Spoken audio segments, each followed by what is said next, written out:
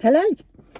So once again, this is not a what am I stitching, although I am going to talk about what I'm stitching. This is a where am I stitching. As you can see, I'm sitting in my car. So why am I sitting in my car? Well, I think I mentioned to you in a couple of other videos that I'm an ultra runner. So if anybody doesn't know, ultra running is anything longer than a marathon is an ultra marathon. So 42.2 kilometers is a marathon, or 26.2 miles. So anything more than that is an ultra. So my favorite distance is about 100 kilometers, but I also run races where you just kind of keep running and running until you can't run anymore. I think the furthest I've gone is just over 200 kilometers in that. Anyway, but right now I'm injured, which means I can't run. My coach has told me no running for at least 6 to 8 weeks. However, my absolute best friend is running this particular race out here this morning, and so I'm crewing for her, which means I have all of her stuff in the back of my car. I've got bananas, I've got food, I've got finger buns, I've got all sorts of yummy things for her. So, and I'm just going from aid station to aid station waiting for her to come in. And the good thing about doing that is it means I get to sit in the car for several hours whilst I wait for her between aid stations. And that means I get to stitch. Anyway, so what I'd like to do is show you where I am here, and I'll show you my stitching, and I might show you a few other places. But this is a stunning section of the Adelaide Hills. It really is. It's just beautiful around here, and it makes my heart ache because I want to be out running, but you know, it is what it is.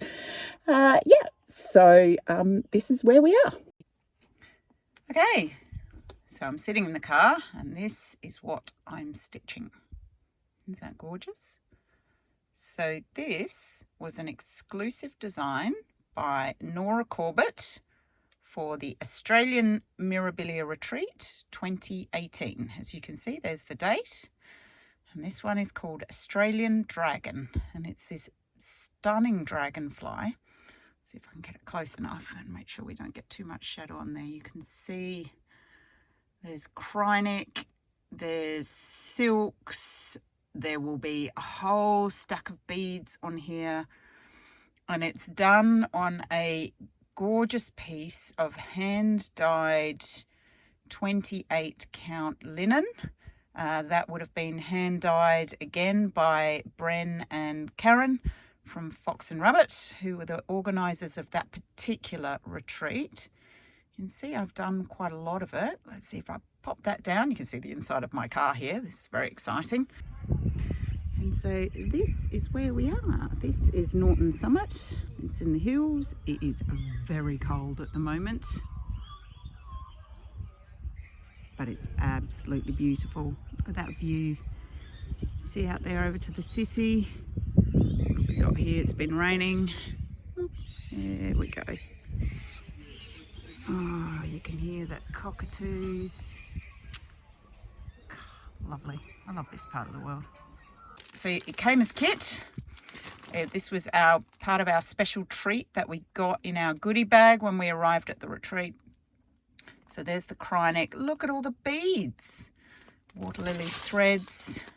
There's more silks. There's some DMC. Considering how small it is, it has an absolute stack of beads. So it's going to be beautifully shiny. If you've never stitched with silk before, particularly the water lily silk, the only way I can describe it is they're as soft as butter. It's like stitching with butter.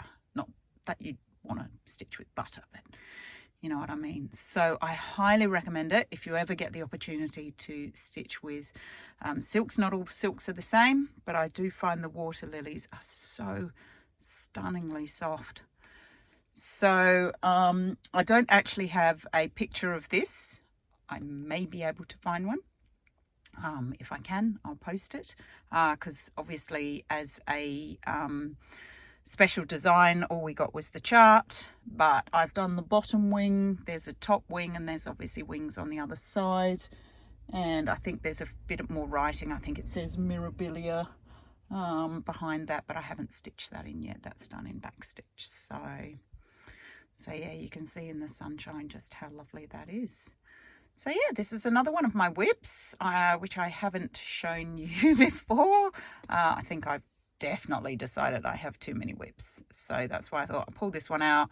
Again, easy win, easy finish, and nice one to do in the car whilst I'm waiting for my bestie to get to aid station number 3 at this race.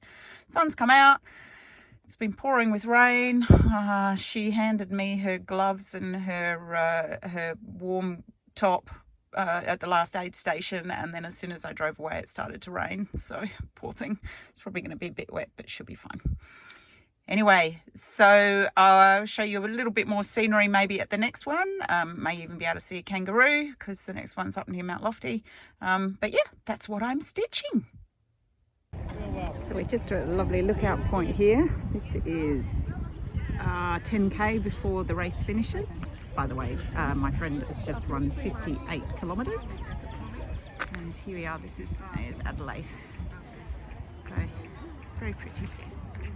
And there's lots of pine trees and then going up towards the hills. Okay. Lots of runners going. Still waiting for my runner to come through. So I'm stitching away here. Look, the sun's shining on this. This is beautiful. See my needle sticking out. And this just goes to show how long it's been since I've stitched with variegated thread. You see, I've just done a little bit up the top here. And I had to unpick it all because I forgot that when you stitch with variegated thread, you've got to do each cross at the same time. You can't kind of run up and then run back again because otherwise the variegation won't work. So yeah, so that was probably about 20 stitches forward and about another 20 stitches back and 20 stitches forward again.